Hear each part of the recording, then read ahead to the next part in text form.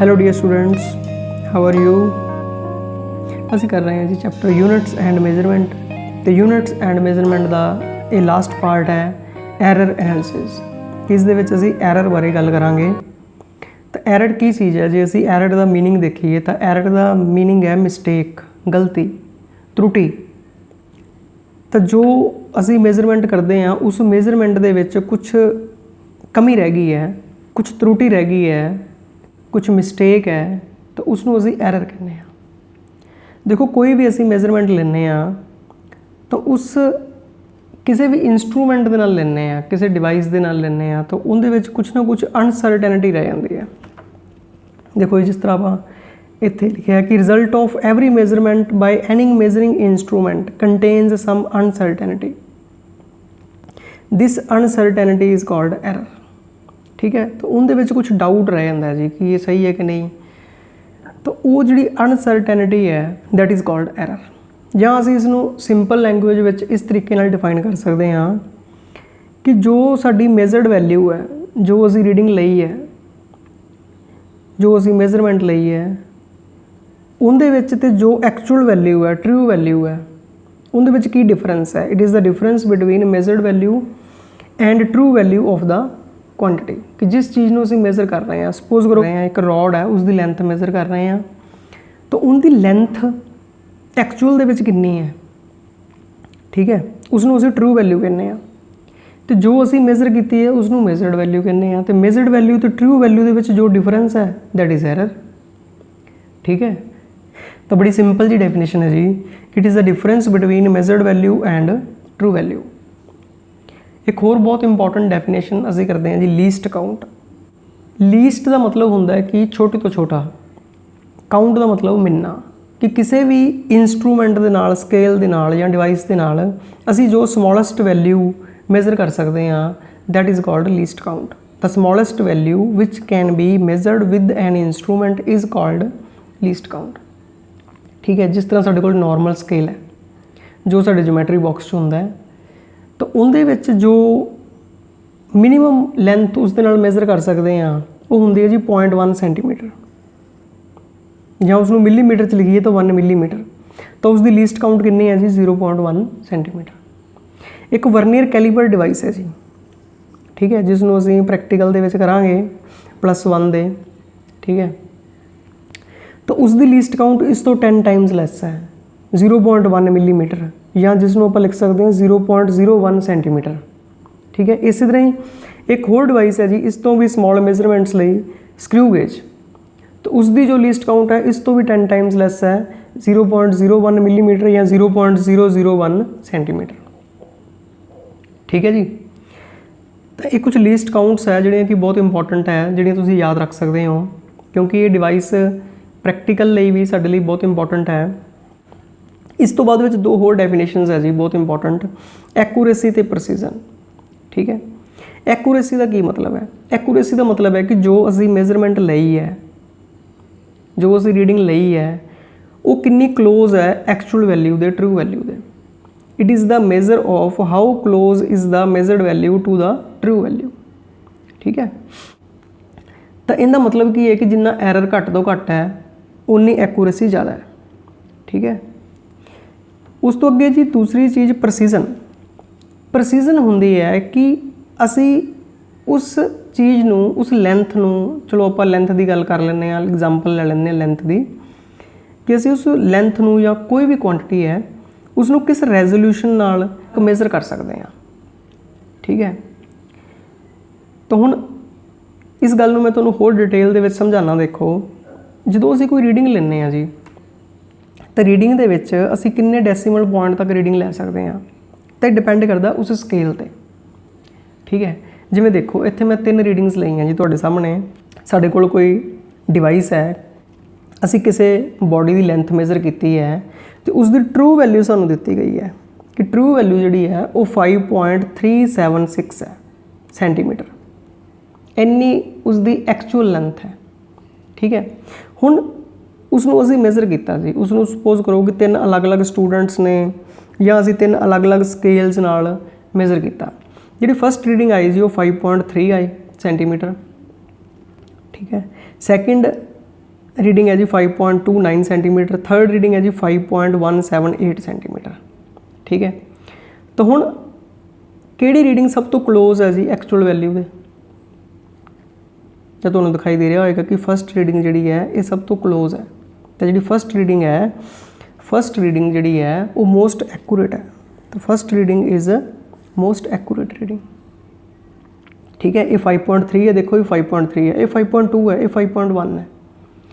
पर डेसीमल तो बाद विच किन्ने नंबर आ रहे हैं? ठीक है, उस स्केल बारे दसदे आपां नूं कि उस स्केल दे विच किन्नी डैप्थ है, आपां किन्ना समॉल तो समॉल उस नाल मेजर कर सकते हैं। तो इहदे विच देखो जी असीं 0.1 सेंटीमीटर तक मेजर कर रहे हैं, पॉइंट तो बाद 1 डिजिट तक, इस दे विच पॉइंट तो बाद 2 डिजिट तक, इस दे विच पॉइंट तो बाद 3 डिजिट तक असीं मेजर कर रहे हैं। तो इस दी लीस्ट काउंट 0.1 सेंटीमीटर है, इस दी लीस्ट काउंट 0.01 सेंटीमीटर है, इस दी लीस्ट काउंट 0.001 सेंटीमीटर है। जिस दे विच पॉइंट तो बाद सब तो ज़्यादा डिजिट आ रहे हैं जी, तो वो रीडिंग जिहड़ी है मोस्ट प्रसाइज्ड है। तो यह रीडिंग मोस्ट प्रसाइज्ड है। ठीक है जी, तो हुण प्रसीजन वध रही है, तो जरूरी नहीं भी एक्यूरेसी भी वधे। ठीक है ना, प्रसीजन वधन दे नाल एक्यूरेसी घट भी सकती है। ठीक है ना, तो प्रसीजन देखो जी अलग चीज़ है, एक्यूरेसी अलग चीज़ है। एक्यूरेसी है भी अपनी जिहड़ी रीडिंग है वो कितनी क्लोज है एक्चुअल वैल्यू दे, तो प्रसीजन है कि असी उसनूं कितनी लिमिट ऑफ रेजोल्यूशन दे नाल मेजर कर सकते हैं, कितनी असी जिहड़े सेंटीमीटर्स है या किसी भी चीज़ नूं असी अगे स्केल नूं किन्ने पार्ट्स दे विच डिवाइड कीता है। ठीक है, जिस तरह मैं देखो तुहानूं एग्जांपल दिना, मेरे को स्केल्स पईयां 2, मैं तुहानूं स्केल्स दिखाना।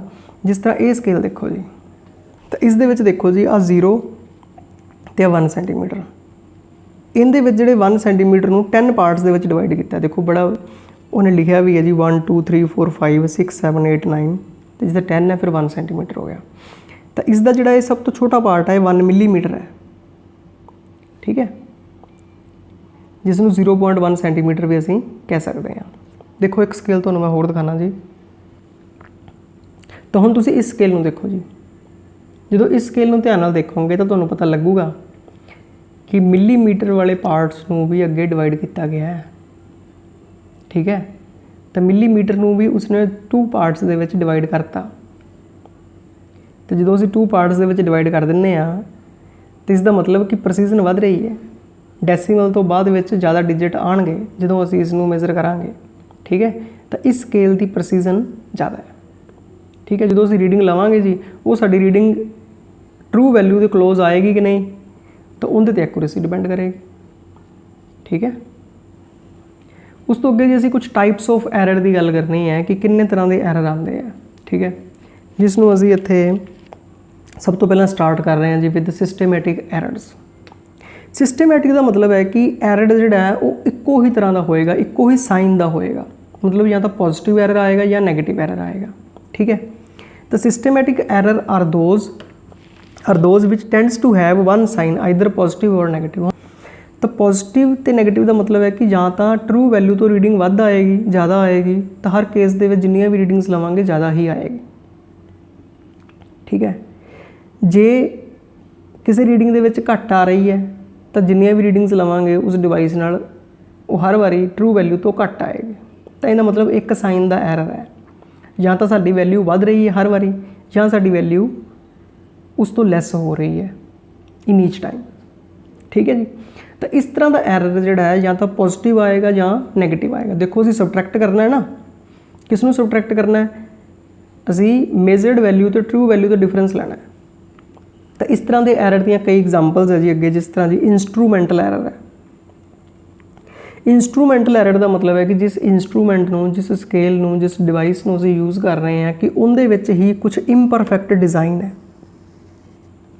ठीक है, उसकी कैलीब्रेशन दे विच फर्क हो सकता है। कैलीब्रेशन का मतलब है कि उसकी मार्किंग दे विच फर्क हो सकता है, जो उसदे विच निशान लगे है। ठीक है, तो जो उसदे विच जो निशान लगे है उन्हां दे विच ही डिफरेंस है, तो फिर साडी रीडिंग सही किवें आ सकती है। हुण देखो जी मेरे को कुछ स्केल है, इन्हां दे उपर कुछ मार्क्स लगे है, जिस तरह स्केल के उपर नॉर्मली लगे होंगे। तो मेरे को इत्थे 3 स्केल्स है जिहड़े कि 30 सेंटीमीटर लेंथ के है। तो मैं इन्हां दे मार्क्स तुहानूं कंपेयर करके दिखाना।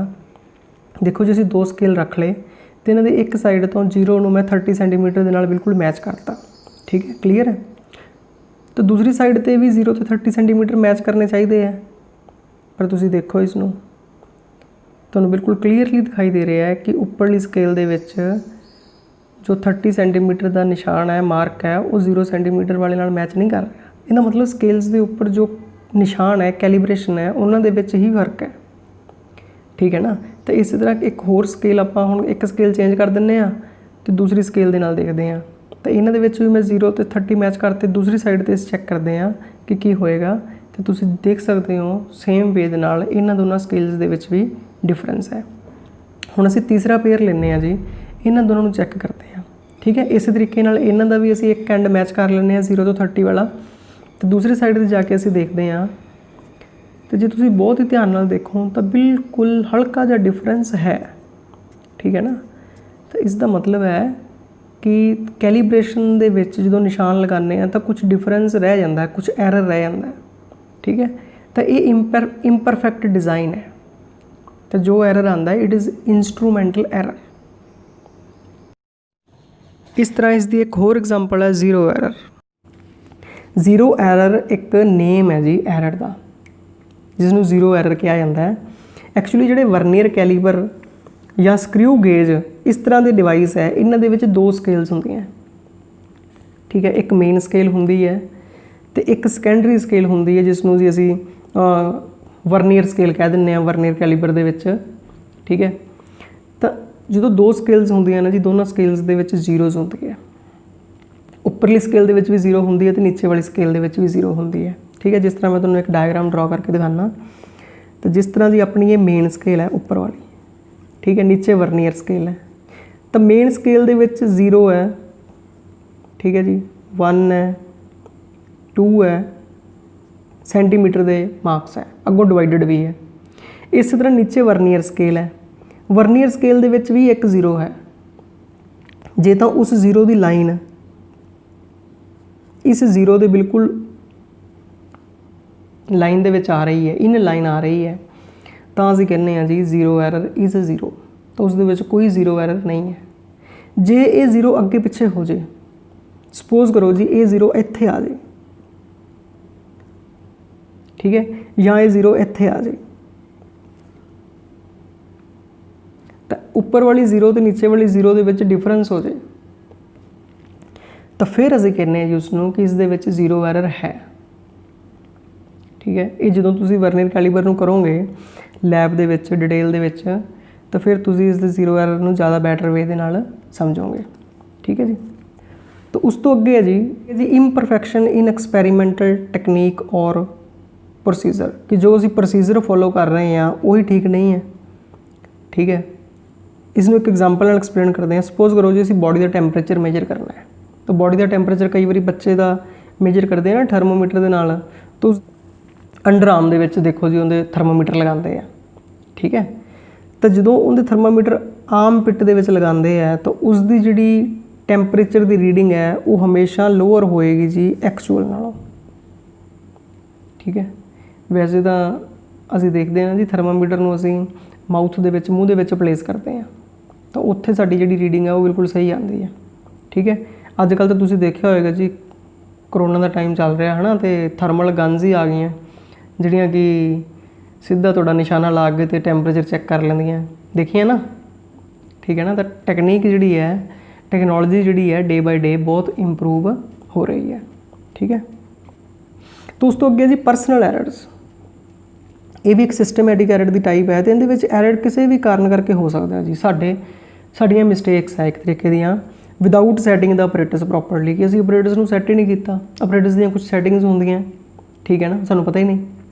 केयरलैसनैस, तो ये भी वही चीज़ है जी। ठीक है, असीं थोड़े केयरलैस हाँ। तो error due to parallax, parallax तुहानूं पता ना जी कि असीं जो देखते हैं तो देखण करके साडी लैफ्ट ते राइट आई हर ऑब्जैक्ट नूं अलग ढंग नाल देखदी है। ठीक है, तो जे असीं किसी स्केल की रीडिंग लैनी है तो उसके बिल्कुल सामने खड़ के या उपर खड़ के लैनी चाहिए है। जे असीं साइड ते हाँ तो रीडिंग दे विच डिफरेंस हो सकता है। जिवें तुहानूं एक सिंपल जी एग्जाम्पल दिना जी, साडे घरे क्लॉक लग्या हुंदा, तो क्लॉक दे विच भी थोड़ा बहुत फर्क पऊगा। देखो जे सामने खड़ के असीं देखांगे ना ਤਾਂ ਅਸੀਂ ਕਹਾਂਗੇ ਜੀ 7:30 ਹੋਏ ਆ, ਪੂਰੇ 7:30 ਹੋਏ ਆ, ਹੈ ਨਾ। ਤਾਂ ਉਹ ਜੇ ਸਾਹਮਣੇ ਖੜ੍ਹ ਕੇ ਦੇਖੋਗੇ ਤਾਂ ਤੁਹਾਨੂੰ ਜਿਹੜੀ ਉਹ ਮਿੰਟਾਂ ਵਾਲੀ ਸੂਈ ਆ ਉਹ ਬਿਲਕੁਲ 6 'ਤੇ ਲੱਗੇਗੀ। ਅਤੇ ਜੇ ਤੁਸੀਂ ਬਿਲਕੁਲ ਉਹਦੇ ਨਾਲ ਇੱਕ ਸਾਈਡ 'ਤੇ ਬੈਠੇ ਹੋਵੋਗੇ, ਠੀਕ ਹੈ, ਜੇ ਬਿਲਕੁਲ ਕਲੌਕ ਦੇ ਰਾਈਟ ਸਾਈਡ 'ਤੇ ਬੈਠੇ ਹੋ ਤੁਸੀਂ, ਤਾਂ ਤੁਹਾਨੂੰ ਐਂ ਲੱਗ ਸਕਦਾ ਜੀ 7:31 ਹੋਏ ਹੈ। ਤਾਂ ਤੁਹਾਨੂੰ ਉਹ ਜਿਹੜੀ ਸੂਈ ਹੈ ਉਹ ਥੋੜ੍ਹੀ ਜਿਹੀ ਦੂਸਰੀ ਸਾਈਡ 'ਤੇ ਨਜ਼ਰ, ਉਹਦੀ ਬੈਕਗਰਾਊਂਡ ਚੇਂਜ ਹੋ ਜਾਂਦੀ ਹੈ ਐਕਚੁਅਲੀ ਉਸ ਪੁਆਇੰਟਰ ਦੇ ਅਕੋਰਡਿੰਗ, ਠੀਕ ਹੈ। ਜੇ ਲੈਫਟ ਸਾਈਡ 'ਤੇ ਖੜ੍ਹ ਕੇ ਦੇਖੋਗੇ ਤਾਂ ਤੁਹਾਨੂੰ ਐਂ ਲੱਗੇਗਾ 7:29 ਜਾਂ 28 ਹੋਏ ਹੈ। ਤਾਂ ਇੰਨਾ ਫਰਕ ਪੈ ਸਕਦਾ ਹੈ, ਠੀਕ ਹੈ। ਇਸੇ ਤਰੀਕੇ ਦੇ ਨਾਲ ਕੋਈ ਵੀ ਅਸੀਂ ਮੀਟਰ ਦੇਖਣਾ ਹੈ ਜੀ ਤਾਂ ਉਹਦੇ ਬਿਲਕੁਲ ਸਾਹਮਣੇ ਖੜ੍ਹ ਕੇ ਜਾਂ ਉੱਪਰ ਖੜ੍ਹ ਕੇ ਦੇਖਦੇ ਹਾਂ। ਤਾਂ ਨੋਟ ਟੇਕਿੰਗ ਪ੍ਰੀਕਾਸ਼ਨਸ, ਤਾਂ ਹਰੇਕ ਐਕਸਪੈਰੀਮੈਂਟ ਦੇ ਵਿੱਚ ਪ੍ਰੀਕਾਸ਼ਨਸ ਹੁੰਦੀਆਂ ਜੀ, ਸਾਵਧਾਨੀਆਂ ਹੁੰਦੀਆਂ, ਤਾਂ ਅਸੀਂ ਉਹਨਾਂ ਨੂੰ ਫੋਲੋ ਨਹੀਂ ਕਰ ਰਹੇ, ਠੀਕ ਹੈ। ਤਾਂ ਸਿਸਟਮੈਟਿਕ ਐਰਰਸ ਨੂੰ ਫਿਰ ਕੀ ਰਿਮੂਵ ਕੀਤਾ ਜਾ ਸਕਦਾ ਹੈ ਜਾਂ ਮਿਨੀਮਾਈਜ਼ ਕੀਤਾ ਜਾ ਸਕਦਾ ਹੈ? ਤਾਂ yes, systematic errors can be minimised ਔਰ ਰਿਮੂਵਡ, ਠੀਕ ਹੈ। ਕਈ ਵਾਰੀ ਅਸੀਂ ਰਿਮੂਵ ਨਹੀਂ ਕਰ ਸਕਦੇ completely, but can be minimised by knowing the source of error and removing it, ਠੀਕ ਹੈ। ਅਤੇ ਜਿੱਥੇ ਗਲਤੀ ਹੋ ਰਹੀ ਹੈ ਜੀ ਉਹਨੂੰ ਠੀਕ ਕਰ ਲਓ। ਪੈਰਾਲੈਕਸ ਹੈ ਤਾਂ ਪੈਰਾਲੈਕਸ ਰਿਮੂਵ ਕਰ ਦਿਓ, ਜੇ ਆਪਰੇਟਰ ਸੈੱਟ ਨਹੀਂ ਕੀਤਾ ਤਾਂ ਆਪਰੇਟਰ ਸੈੱਟ ਕਰਨਾ ਸਿੱਖੋ, ਠੀਕ ਹੈ। ਕੇਅਰਲੈਸਨੈਸ ਤੋਂ ਬਚੋ ਅਤੇ ਪ੍ਰੀਕਾਸ਼ਨਸ ਫੋਲੋ ਕਰੋ। ਤਾਂ ਸਿਸਟਮੈਟਿਕ ਐਰਰ ਜੋ ਸਾਡੀਆਂ ਐਰਰ ਦੇ ਸੋਰਸ ਹੈ ਉਸ ਦਾ ਪਤਾ ਕਰੋ, ਠੀਕ ਹੈ। Source of error, knowing the source of error and removing it, very simple, ਠੀਕ ਹੈ ਜੀ। ਤਾਂ ਹੁਣ ਅਸੀਂ ਰੈਂਡਮ ਐਰਰਸ ਦੀ ਗੱਲ ਕਰਦੇ ਹਾਂ ਜੀ ਅੱਗੇ। ਰੈਂਡਮ ਐਰਰ ਨਾ ਜੀ ਕੁਛ ਇਰਰੈਗੂਲਰ ਟਾਈਪ ਦੇ ਐਰਰ ਹੁੰਦੇ ਆ, ਠੀਕ ਹੈ। ਅਸੀਂ ਸਾਰੀਆਂ ਪ੍ਰੀਕਾਸ਼ਨਸ ਵਰਤ ਲਈਆਂ ਜੀ, ਆਪਰੇਟਰਸ ਵੀ ਸੈੱਟ ਕਰ ਲਿਆ, ਬਟ ਫਿਰ ਵੀ ਜਦੋਂ ਅਸੀਂ ਰੀਡਿੰਗ ਲੈ ਰਹੇ ਹਾਂ, ਇੱਕੋ ਹੀ ਰੀਡਿੰਗ ਲੈ ਰਹੇ ਹਾਂ ਵਾਰ-ਵਾਰ, ਤਾਂ ਉਹ ਅਲੱਗ-ਅਲੱਗ ਆ ਰਹੀ ਹੈ। ਇੱਕੋ ਹੀ ਚੀਜ਼ ਦੀ ਲੈਂਥ ਨੋਟ ਕਰ ਰਹੇ ਹਾਂ, ਉਹ ਹਰ ਵਾਰ ਅਲੱਗ-ਅਲੱਗ ਆ ਰਹੀ ਹੈ, ਠੀਕ ਹੈ।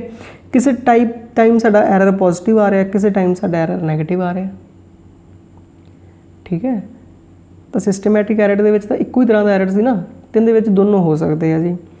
ਤੁਹਾਨੂੰ ਮੈਂ ਇੱਕ ਐਗਜ਼ਾਮਪਲ ਦਿੰਦਾ। ਸਪੋਜ਼ ਕਰੋ ਜੀ ਅਸੀਂ ਵਾਇਰ ਦਾ ਡਾਇਆਮੀਟਰ ਮੇਜ਼ਰ ਕਰਨਾ ਹੈ, ਤਾਂ ਵਾਇਰ ਦਾ ਡਾਇਆਮੀਟਰ ਮੇਜ਼ਰ ਕੀਤਾ ਜਾਂਦਾ ਜੀ ਸਕਰੂ ਗੇਜ ਨਾਲ।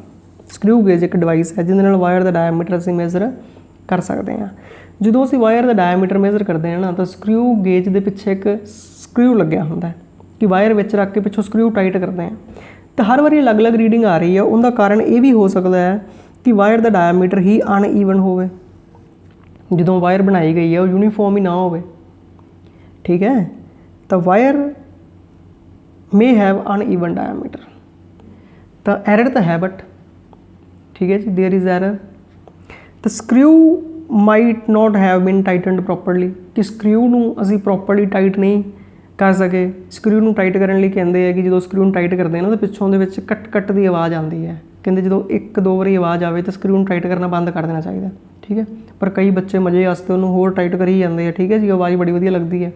ਤਾਂ ਉਹਦੇ ਨਾਲ ਹੋ ਸਕਦਾ ਜੀ ਤੁਸੀਂ ਸਕਰੂ ਹੀ ਇੰਨਾ ਟਾਈਟ ਕਰਤਾ ਕਿ ਵਾਇਰ ਦਾ ਡਾਇਆਮੀਟਰ ਜਿਹੜਾ ਹੈ ਉਹਦੇ ਵਿੱਚ ਫਰਕ ਪੈ ਗਿਆ, ਠੀਕ ਹੈ। ਤਾਂ ਕੁਛ ਵੀ ਹੋ ਸਕਦਾ ਹੈ ਜੀ, ਹੋ ਸਕਦਾ ਜੀ ਵਾਇਰ ਹੀ ਪ੍ਰੋਪਰ ਯੂਨੀਫਾਰਮ ਨਾ ਹੋਵੇ, ਅਤੇ ਜਾਂ ਤੁਹਾਡਾ ਸਕਰੂ ਜਿਹੜਾ ਪ੍ਰੋਪਰਲੀ ਟਾਈਟ ਨਾ ਹੋਵੇ, ਜਾਂ ਜ਼ਿਆਦਾ ਟਾਈਟ ਕਰਤਾ ਹੋਵੇ, ਠੀਕ ਹੈ। ਤਾਂ ਇਸ ਕੇਸ ਦੇ ਵਿੱਚ ਜੋ ਐਰਰ ਆਏਗਾ ਉਹ ਰੈਂਡਮ ਐਰਰ ਆਏਗਾ, ਠੀਕ ਹੈ ਜੀ। ਅਤੇ ਇਸ ਨੂੰ ਅਸੀਂ ਡਿਟੇਲ ਦੇ ਵਿੱਚ ਨੈਕਸਟ ਲੈਕਚਰ ਦੇ ਵਿੱਚ ਸਮਝਾਂਗੇ। ਅੱਜ ਇਹ ਇੱਕ ਇੰਟਰੋਡਕਟਰੀ ਲੈਕਚਰ ਸੀ ਜਿਹਦੇ ਵਿੱਚ ਅਸੀਂ ਐਰਰ ਬਾਰੇ ਦੱਸਿਆ, ਲੀਸਟ ਕਾਊਂਟ ਬਾਰੇ, ਐਕੂਰੇਸੀ ਬਾਰੇ, ਪ੍ਰੈਸੀਜ਼ਨ ਬਾਰੇ, ਠੀਕ ਹੈ, ਅਤੇ ਟਾਈਪਸ ਆਫ ਐਰਰ ਬਾਰੇ ਦੱਸਿਆ, ਠੀਕ ਹੈ ਜੀ। So all the best, have a nice day.